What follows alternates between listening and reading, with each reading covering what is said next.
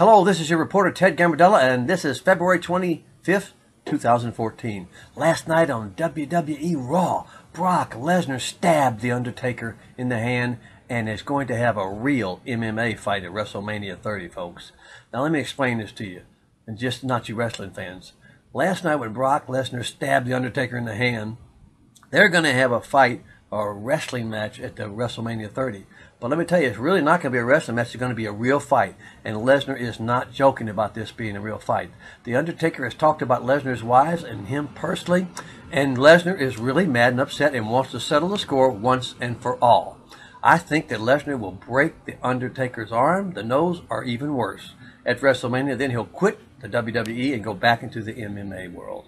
He might not be able to win in the UFC, but he could win on NBC fights and the other fight cards out there. He'll make millions, and he will go back to MMA. And like he says in an interview you're getting ready to watch, he can always go back to wrestling, but none of the wrestlers can go back to MMA.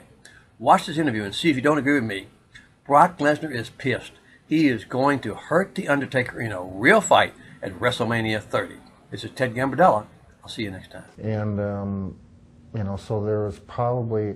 It's amazing how I don't even have to go and tell anything and just close the door, and people will talk about me for months to come, and it's a good thing. I'm happy you mentioned The Undertaker, Mark Calloway, because after the fight, I don't know if you even know this, but I was the guy who was interviewing The Undertaker. That was you. That was yep. me. And, you know, I was interviewing him. I don't even know if you saw the clip, but he was, you know, we were asking about his thoughts on the fight, and then you walked past him. I was a bit delirious. I went out, obviously, you know, Kane put me on a street that I didn't know the name of, and so I was looking for my way home. So I went out the octagon, and I was, you know, I had heard that Mark was The Undertaker was going to be there, and there, you know, once again I enjoyed working with Mark in the ring, but me and him, well, there were some things said we have a mutual friend, and that kind of really pissed me off.